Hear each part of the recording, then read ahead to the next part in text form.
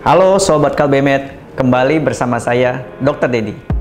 Saat ini kopi menjadi minuman populer. Dapat terlihat dari menjamurnya berbagai kedai kopi. Dan ngopi menjadi bagian dari gaya hidup.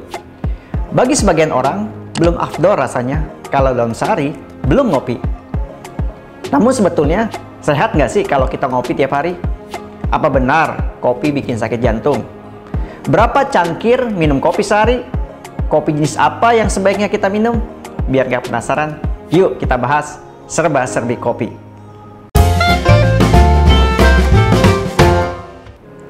Yang pertama, kita bicarakan kandungan dan tipe jenis biji kopi. Selain kafein, kopi juga mengandung air dan berbagai jenis zat nutrisi lain, seperti protein, karbohidrat, sedikit lemak, vitamin B2, B3, berbagai mineral seperti magnesium, kalium, zat besi, fosfor, kalsium, serta suatu zat namanya polifenol ya, dalam bentuk asam cafe oil quinic, asam ferul oil quinic, decaf oil quinic, dan asam klorogenat yang semuanya dikenal sebagai senyawa antioksidan. Secara umum di dunia terdapat 3 jenis biji kopi. Yang pertama, Arabica. Nah, Arabica ini rasanya tidak terlalu asam dan tidak terlalu pahit. Yang kedua, jenis biji kopi Robusta. Untuk Robusta rasanya lebih pahit dan biasanya kandungan kafein dan asam klorogenatnya lebih tinggi. Yang ketiga, jenis biji kopi Liberica, yang rasanya selain pahit juga kental, tetapi tidak terlalu asam. Nah, selanjutnya kita bahas nih ya, manfaat-manfaat kopi. Jadi kopi yang populer sebagai minuman pendamping saat ngumpul dengan teman atau saat bekerja, ternyata jika dikonsumsi dengan benar, dapat memberikan berbagai manfaat kesehatan. Nah, yang pertama, kopi dapat meningkatkan konsentrasi, kewaspadaan, memperbaiki mood, meningkatkan daya ingat.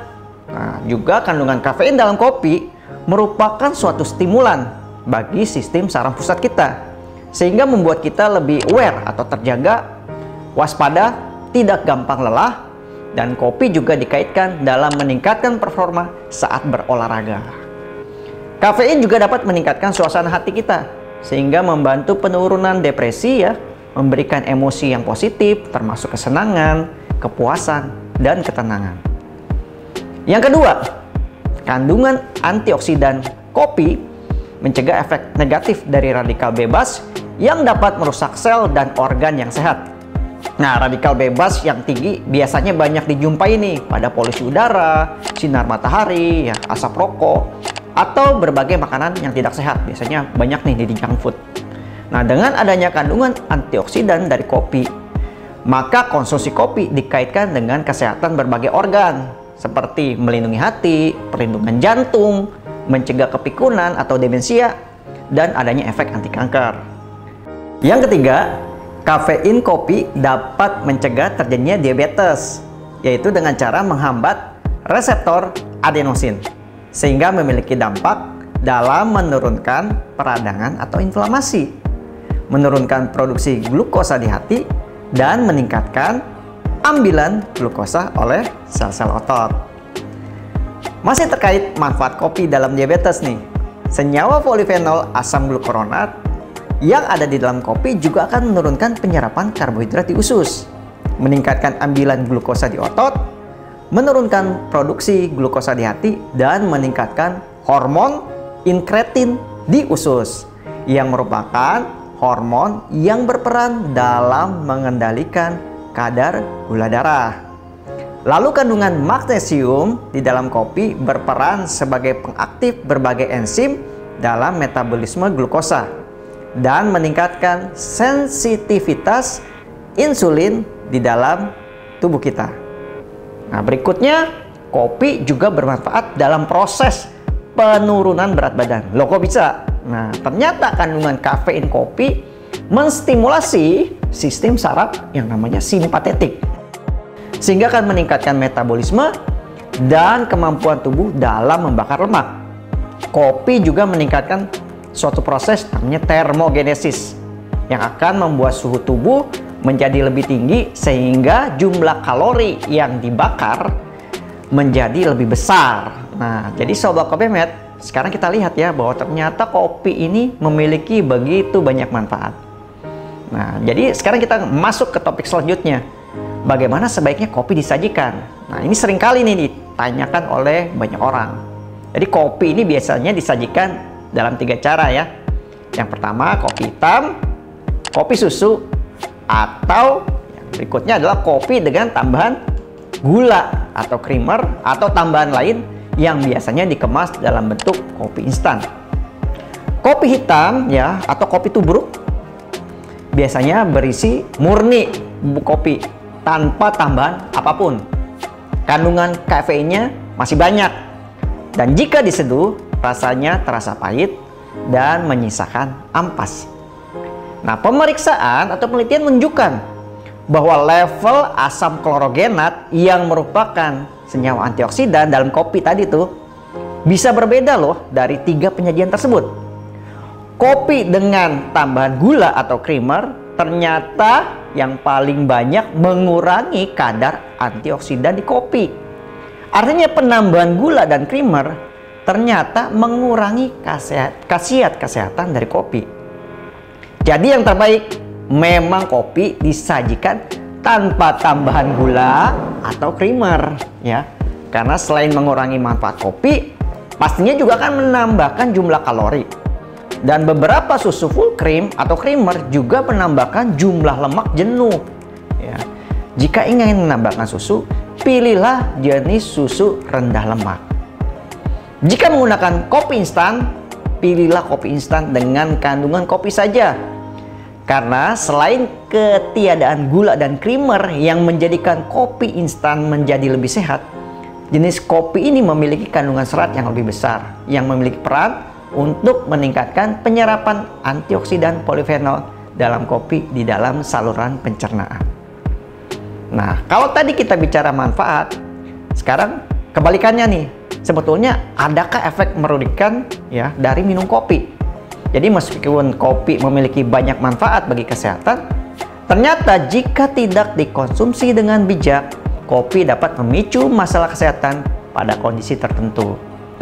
Jadi bagi pengidap penyakit MAH dan GERD yang sedang kambuh, sebaiknya hindari minum kopi. Rasa pahit kopi dapat merangsang suatu bagian di lidah dan saluran pencernaan untuk mengeluarkan hormon grelin. Jadi hormon yang membuat aktivitas lambung meningkat termasuk produksi asam. Kafein juga dapat melemahkan katup lambung ya, katup bagian atas lambung sehingga dapat meningkatkan frekuensi serangan GERD. Nah, untuk mengatasi GERD, Sobat KBMed dapat melihat video berikut ya. Kafein juga memicu pelepasan hormon adrenalin yang akan meningkatkan detak jantung, menyebabkan jantung berdebar, terutama pada seseorang yang sensitif terhadap kafein atau minum kopi secara berlebihan. Oleh karenanya, kopi sebaiknya dihindari bagi yang mengalami gangguan irama jantung. Nah, bagi yang mengalami insomnia atau sulit tidur, minum kopi juga sebaiknya dihindari. Kafein merupakan zat stimulan, ingat, yang dapat membuat kinerja otak dan saraf menjadi lebih aktif, sehingga akan membuat kita terus terjaga dan akan semakin sulit untuk tidur. Karena efek diuretiknya, kopi juga akan meningkatkan frekuensi berkemih, sehingga saat diminum saat malam hari dapat membuat kita lebih sering terjaga dari tidur karena ingin buang air kecil. Jadi, seberapa banyak minum kopi? Untuk memaksimalkan manfaat kopi dan meminimalkan efek yang dapat mengganggu kesehatan, FDA atau Asosiasi Pangan dan Obat Amerika menganjurkan konsumsi kafein tidak melebihi 400 mg atau setara 4 cangkir kopi sehari.